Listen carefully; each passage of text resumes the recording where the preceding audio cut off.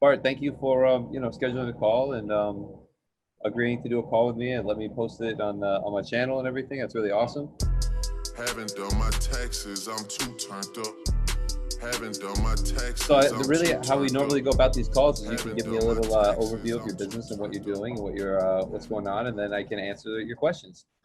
Yeah, of course. Well, actually, I don't have a business yet. That's what I'm trying to create. That's what I wanted to call you for. So as I mentioned in an email, I'm considering investing in real estate in the U.S. I'm from Argentina, Okay. so I'm considering starting to invest in real estate in the U.S. And I wanted to know uh, how to properly structure the entities necessary to start to purchase properties over there. And so, what can you tell me about the legal structure? Yeah, sure. So there's a couple things to consider when buying real estate in the U.S. and investing in real estate here, and the legal issues are important. So that's generally it's better to have an entity than own it in your real name. So that's the first thing is having an entity to use and to protect yourself from legal liability because we have a really sue happy kind of economy here. People get sued a lot. And if someone falls down the stairs in your apartment, they'll sue you, right? And you don't want them to be able to get more than you already have in that company, right? So that's fine. And then in terms of entities, there's LLCs and corporations. And I don't know how much you know about the difference, but generally those are the options you have for real estate. And LLC is just for legal liability purposes. It doesn't give you any kind of tax shielding, and it doesn't really necessarily help with estate taxes, which is another issue that I'm going to get into next. And the corporation's probably better, but it depends on the size of the real estate, right? Because corporations have a little additional tax filings, but they're also a little easier to transfer and things like that. What's your goal with the real estate? Are you trying to buy and rent? Are you trying to invest and then flip? Or are you trying to sell them and get capital gains? What's your goals with the rentals? So my goal is long-term investments. So yeah, my strategy is gonna consist in buying a property and of course renting, and so it would be a rental property, what you call rental properties. Yeah, sure. So yeah, I'm not looking to like flip properties. I've read that for international investors that could be very I don't know, problematic in terms of taxes. It's complicated operationally. If you think about it, you can't manage it because you're not around, you're in another country. So, and there's a lot of hands-on work that goes into flipping properties. In terms of taxes, I'm always going to say, do whatever you can make the most money doing. You can always open a corporation and flip houses in the corporation and be completely shielded from any tax liability yourself. So that shouldn't slow you down. It's more, I honestly think that just operationally flipping houses in another country has a lot more risk unless you have someone here that you really trust is managing it for you. So yeah, one of my biggest concerns is taxes. So I'm from Argentina, and I'm aware that Argentina and USA don't have a double taxation treaty. I don't know if you're familiar with that treaty. Yeah. So as far as I'm concerned, I will have to pay taxes in the U.S. and Argentina for one property. So the same dollar is going to be taxed twice, which I don't want to do. I mean, no, is there any legal? Just because there's, yeah. I'm sorry to cut you off. Just because you have there's no double tax treaty doesn't mean you're going to be taxed in both countries. Generally, if you're operating a business in one country, that's the country that has the right to tax you on it. So if you have rental property in the U.S., you have to pay taxes on that in the U.S. because it's physically in the U.S.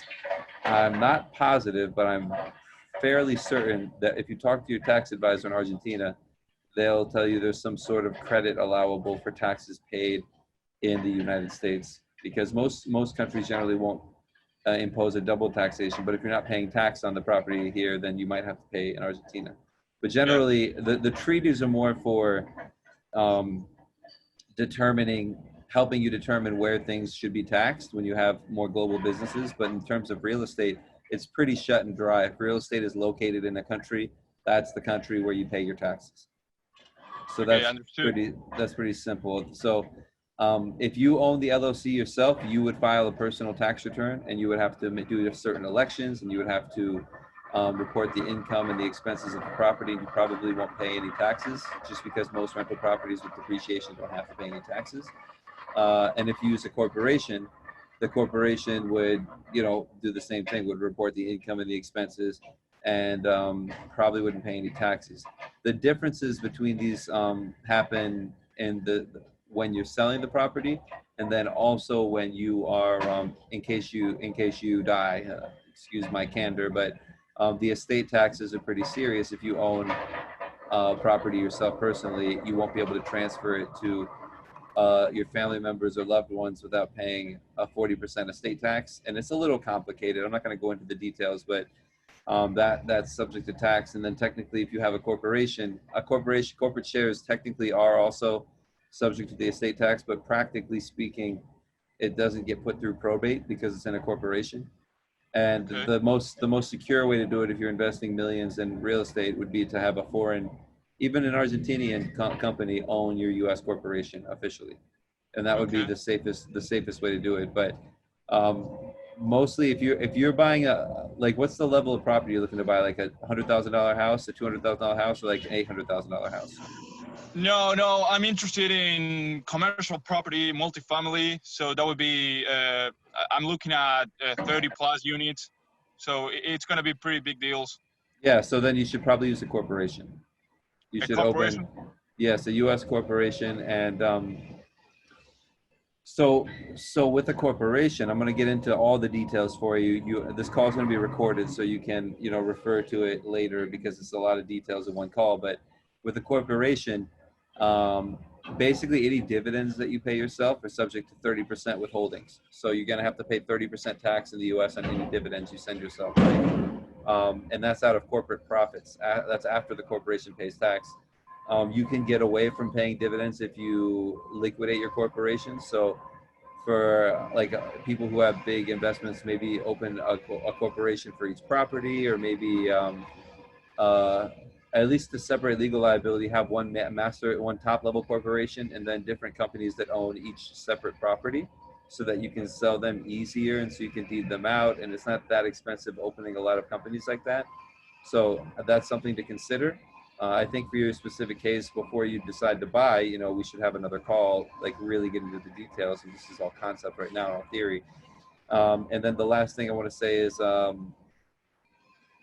it's easier to get loans, and it's easier to operate with a corporation. So you're going to be like selling stock. If you want to get other investors, it's all going to be easier using a corporation.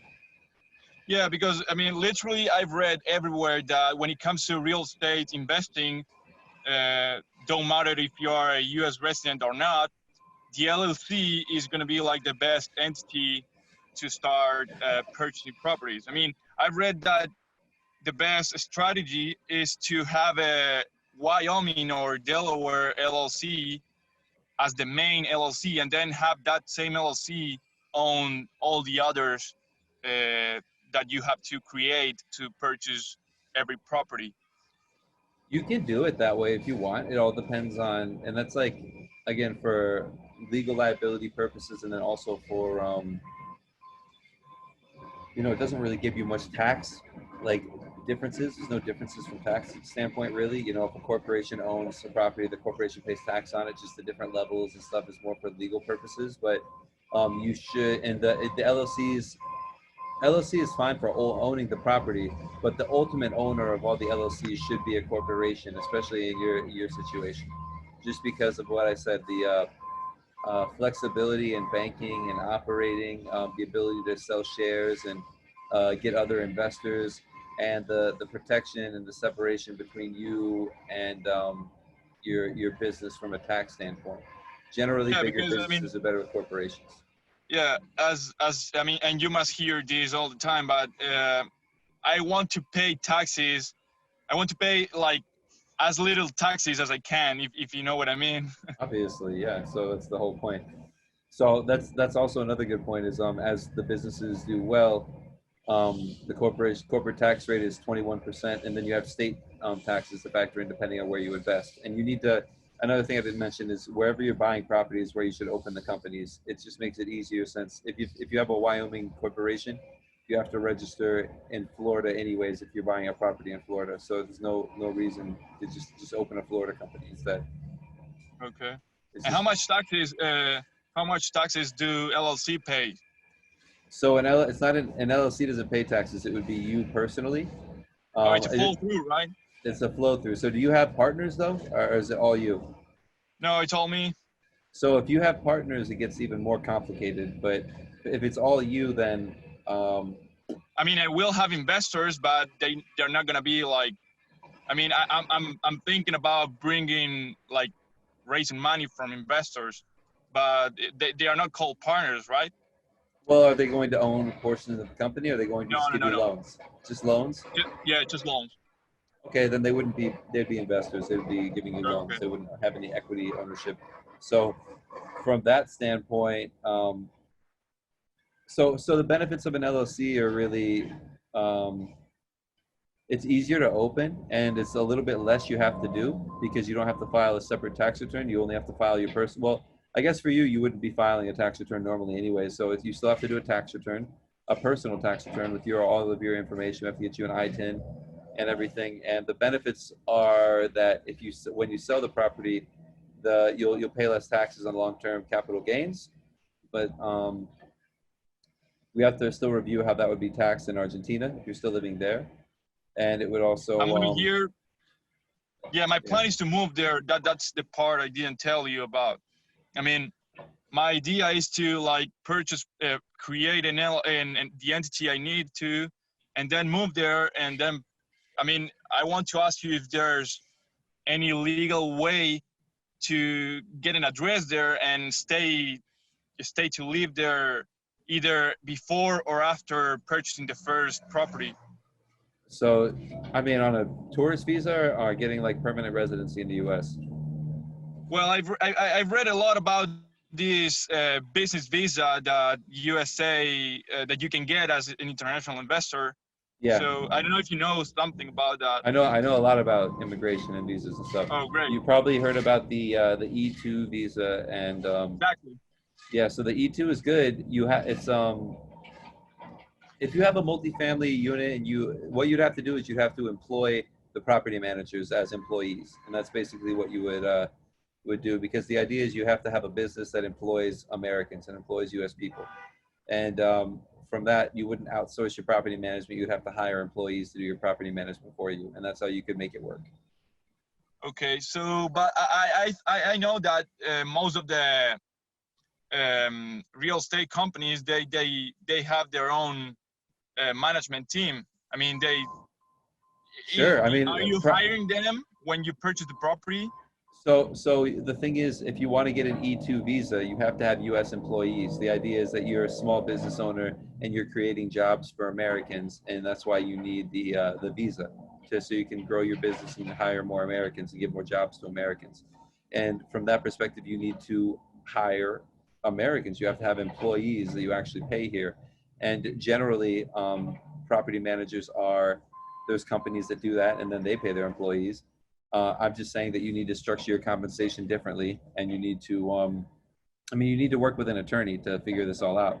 But if you're investing more than 150,000, which sounds like you are, then you would, you'd be able to qualify for this visa, and we could put the pieces together and make it work for you.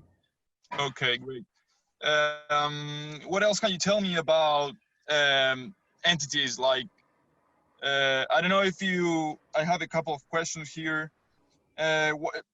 I told you one of my biggest concerns was taxes, and I have another big concern, which is getting a loan. As I'm an international investor, I don't think it's possible, or if it is possible, it's going to be much more difficult to go to a bank and get So a 75% loan to value, right? well, we can help our client get loans. We're in Miami, so there's a ton of my apartment, the place where I'm living now, I'm just renting, is owned by an Argentinian gentleman also. So, Coincidence.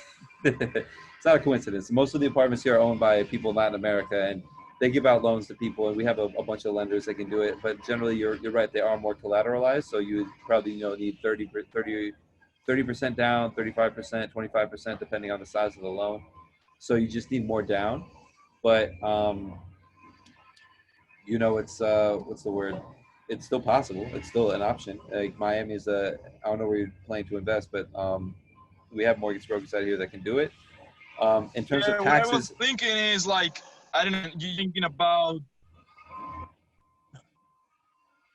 about what? yeah, yeah, I'm thinking about bringing in some U.S. citizen with a good credit in a very minor capacity to the LLC or corporation in order to facilitate getting a loan or something. I don't know if that's legal, but that's what Sure. I was That thinking about, like I mean that person bringing would. in some I mean that person U.S. would just have citizen with a to. good credit in order to, for of getting a loan. Yeah, I mean that person would have to put their name on everything and be liable for everything, though. So I mean, if you can find someone that'll do that for you, then that's great, I guess. Yeah, that's a good deal. If you can find someone that'll do that, sure. Yeah, I mean, the loan is gonna be to be. I mean, you have to go get the loan on the LLC's name or corporation name or on your own name. Um, you see, your companies won't have any established credit. It would be in the person's name. It wouldn't be in the company name because the company is just going to be open, brand new. It's all based on the person who's signing the loan is going to be the actual person with the credit history and the person who's going to be responsible for the loan, based on Oh, my okay, understanding. Again, understood. yeah. Okay. And Is there? one thing I want to touch on real quick is, and regarding taxes, no matter what you choose, because of the way real estate works and with depreciation and the way the expenses are, you generally won't pay any taxes on your rental property unless you're really crushing it. You're really selling way above what you paid for it, or rent. You know, you really have a good like unless you're doing something really awesome, you're not going to have much income. You're not going to be paying much taxes, no matter what entity you choose, just because of the way you're allowed to depreciate property here. So it's the taxes are all about when you're disposing it. That's when there's an issue. The more the concerns more like taxes upon liquidation, and then the other part was like estate taxes, and then operational concerns. Yeah, I'm aware that you recover most of the taxes, if not all, by depreciation, right? Yeah, it's just rental properties. The way it works out with depreciation, you just don't end up paying taxes most of the time on rental properties, unless, like I said, you're renting for way above the value that you purchased it at. Yeah. Okay. Is there anything else you might want to tell me or advise me Yeah, regarding? I think this is a good start to get your stuff in order. I definitely recommend we if you when you're ready to do this, we talk with my immigration attorney and we get into more specifics and more detail because what you're doing is pretty particular, and I think it needs to be. I would recommend you actually plan it out instead of just getting information from different sources and trying to do it yourself. It's a big endeavor, so I recommend you when you're ready to do it, talk with some professionals and get it all out in writing and move forward like that. But I think Yeah, you of can't. course. I mean, Yeah, I want to do it all legally, of course, like from raising money to setting up the entity. So I don't want to miss any steps, you know. of course not. Yeah. So I mean, this is So like I'm is saying. there any do you have any package or something? Do you have prices to take a look at of your services? Yeah, mostly what we do is like we do like a tax planning service, and what I did for another UK gentleman like a month ago was something similar. Where we basically work with you to give you all you need in terms of the immigration advice. And we don't do the immigration. We have a attorney we can refer you to, but he can answer all your questions. We refer you to lenders. We'll advise how to structure it. And when I say advise how to structure it, I'm going to give you a pro cons of each and talk through both options and then make a decision with you and then open the companies for you. And then if you in the future need deeds done and needs transfers done, we can do that too. So we do it all. And basically it's a tax planning package. So when if you want to move forward with us, it's generally this package is $3,500, and we just work through the whole process with you and give you all the, like I said, all the referrals and all the guidance on what company to open. 3,500, do you say? Yeah. Okay. And do you have the? Could you and tell me. Don't be afraid of saying no. But is it possible to get the contact of that immigration attorney you work with? Of course, of course. Did Yeah. you send me? Can you shoot me an email with the contact, please? Yes, Joaquin Rosales. He's amazing. I'll put that in my video too. He's the Okay. best. So he's in my we share an office space. He's in the down the hall from me. So I see him all the time. We do a lot of immigration Great. stuff. So yeah, Great. I'll definitely email you his contact. Okay, great. So yeah, so I mean, I as you know, I mean, the markets are gonna throw out a lot of opportunities after all this is gone. For sure. So I want to Yeah. move. I mean, I'm trying to move as fast as possible, but it's like I'm stuck because here in Argentina we are also in lockdown, so the airport is closed. So, and I mean, I would like to take a trip to the USA for a week at least in order to start the whole process. I mean, I wouldn't feel comfortable doing it all online, which I know it's possible, but it's Investing something real I estate's tough. felt. You like to see the real estate if you're investing in real estate. You know. Yeah, I of get course. it. I mean, but apart from that, that's gonna be the next step. But the first step is to set it all up in the right way, you know. So I want to be. I mean, I would like to have a meeting with you face to face in case I decide to work with you. But again, I mean, I can't do much if the airports are closed. So hopefully they did this month they reopen again and I can fly over there. But yeah, I'll have to see, and if they don't open, we will have to move forward at distance, you know. That's fine. I mean, we do most of our business at distance, anyways, just because our clients from all over. Argentina is pretty far. So you can't drive. I get it. Boat would take forever. I could, but yeah, it would take like more than a month. Well, you know, we're locked down. I mean, the airport's right over there. You can't see it, but I see planes. Is it open? I see planes. I saw like 6, 7 planes yesterday.